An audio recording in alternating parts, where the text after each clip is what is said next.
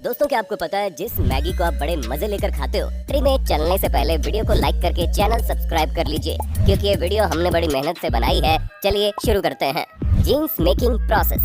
दोस्तों, सबसे पहले जानते हैं जीन्स फैक्ट्री में कैसे बनती है। दोस्तों, जीन्स बनाने के लिए सबसे पहले खेतों से कपास को निकाला जाता है। इसके लिए अलग अलग तरह की मशीनों का इस्तेमाल किया जाता है। ये मशीन ऑटोमेटिकली कपास के पौधे से कपास को निकालकर उसके बड़े बड़े बंडल बना देती है, जिसके बाद इन सभी बंडलों को फैक्ट्री में ले जाया जाता है, जहाँ पर सबसे पहले तो कपास की अच्छी तरह से सफाई की जाती है और उसमें से बीजों को भी रिमूव कर दिया जाता है।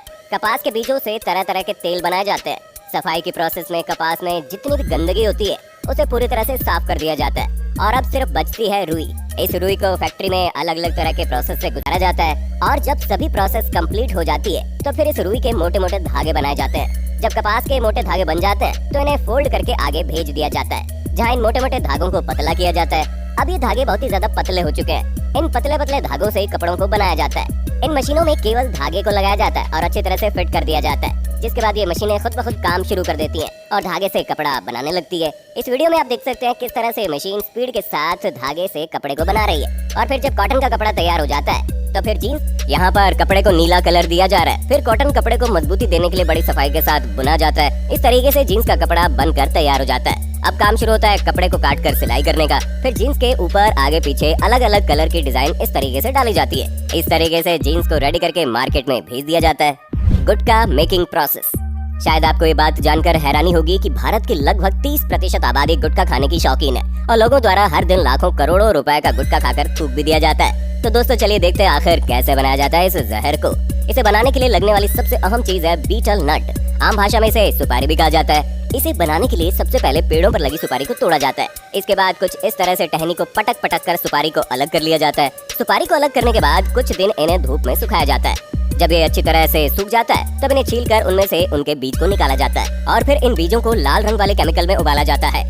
ऐसा इसलिए किया जाता है क्योंकि जब भी कोई तंबाकू खाए तो उसका मुंह तंबाकू के रंग से लाल हो जाए। लेकिन उससे उबालने के लिए लकड़ियों का इस्तेमाल नहीं किया जाता, बल्कि सुपारी के जो छिलके निकलते हैं उन्हीं को जलाकर इन भट्टियों को तपाया जाता है, ताकि उनमें एक अलग फ्लेवर आ जाए। और जब सुपारी सही तरह से उबल जाती है तो इस सुपारी को कुछ दिन ऐसे ही सूखने के लिए रखना होता है। इसके बाद इसके छोटे छोटे टुकड़े किए जाते हैं और फिर इसमें कत्था, चूना और बाकी सारी सामग्री भी मिलाई जाती है और सबसे अंत में इसमें कांच का पाउडर मिलाया जाता है, जिसके कारण गुटखे को खाने पर मुंह में छोटी छोटी खरोंचें आ जाती है। और जब गुटखे का निकोटीन इस खरोंच पर लगता है तो व्यक्ति को नशा होने लगता है और सुपारी द्वारा खरोंचा हुआ भाग धीरे धीरे कठोर होने लगता है, जिस कारण व्यक्ति का मुंह कम खुलने लगता है, क्योंकि मुंह के मसल्स कठोर होने के कारण तनाव कम होने लगते हैं। अब बारी आती है इसमें मिलाए जाने वाले तंबाकू की। तो तंबाकू बनाने के लिए नर्सरी में इसके पौधे कुछ इस तरह से लगाए जाते हैं और नर्सरी में जब ये तंबाकू के पौधे तैयार हो जाते हैं तो इन्हें एक एक करके जमीन में रोपा जाता है और जब ये एक लेवल तक बड़े हो जाते हैं तो इन्हें बेहद सावधानी के साथ हाथों से तोड़ लिया जाता है। इसके बाद इन पत्तों को प्रोसेसिंग प्लांट में ले जाया जाता है, जहां पर इन्हें कुछ इस तरह से सूखने छोड़ दिया जाता है। इन पत्तों के सूख जाने के बाद एक मशीन के जरिए इन पत्तों के छोटे छोटे टुकड़े कर दिए जाते हैं। इन पत्तों का पाउडर बनाने के बाद इसमें कैल्शियम कार्बोनेट, चूना और निकोटीन मिला दिया जाता है। अब बारी आती है इनके पैकिंग की। तो कुछ इस तरह से इन्हें पैक करके मार्केट में भेज दिया जाता है। Maggi making process.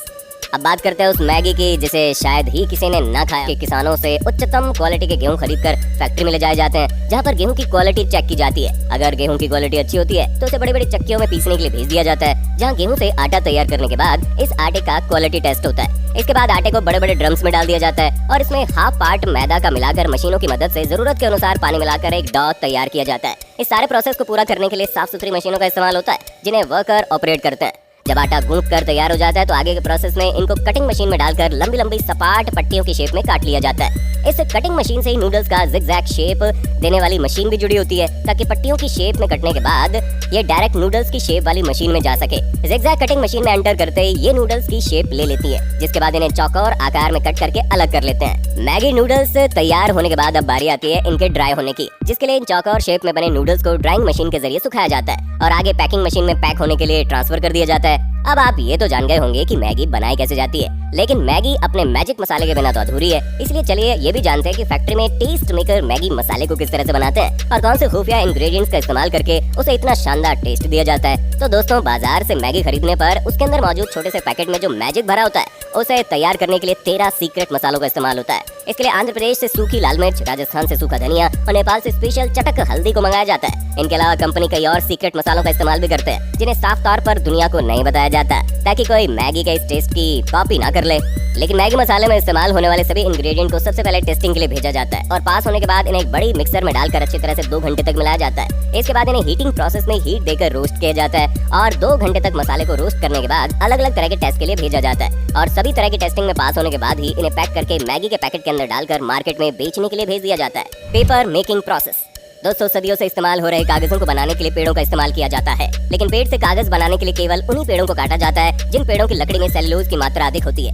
काटने के बाद उसकी लकड़ी को अलग अलग टुकड़ों में काटकर अलग कर दिया जाता है और फिर इसे पेपर मिल में भेज दिया जाता है। पेपर मिल में जाने के बाद सबसे पहले लकड़ी के टुकड़ों पर से इसकी छाल को अलग किया जाता है और फिर इन टुकड़ों को बहुत ही छोटे छोटे आकार के साइज में काट दिया जाता है। लेकिन इस समय इन टुकड़ों में सेलुलोज के अलावा लिग्निन, खनिज लवण जैसे पदार्थ भी मौजूद होते हैं, इसीलिए इन्हें कन्वेयर बेल्ट की मदद से एक डाइजेस्टर चैम्बर में भेजा जाता है जहां लकड़ी के टुकड़ों में एक एसिड सोल्यूशन को मिलाया जाता है और सेलुलोज में से लिग्निन सहित इन सभी पदार्थों को अलग कर लिया जाता है। अब आगे की प्रक्रिया के लिए लकड़ी के टुकड़ों वाली पेस्ट में ब्लीच डालकर सबसे पहले उन्हें नरम बनाया जाता है। नरम बनाने के बाद इसमें कैल्शियम कार्बोनेट मिक्स किया जाता है और लकड़ी के टुकड़ों को पतला बनाने के लिए इसमें पानी डालकर प्रोसेसर में घुमाया जाता है। अब ये लकड़ी के टुकड़े एक पल्प की तरह बन जाते हैं और इसी पल्प की मदद से पेपर तैयार किया जाता है।